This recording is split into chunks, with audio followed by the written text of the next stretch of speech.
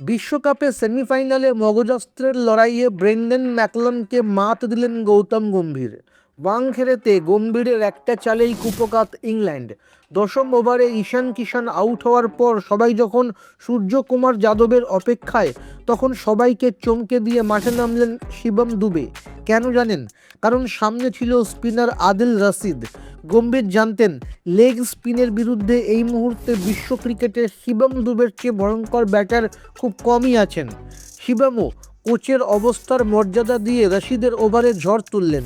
মাত্র 25 বলে 43 রানের ইনিংস খেলে ভারতকে পৌঁছে দিলেন 253 রানের পাহাড়ে।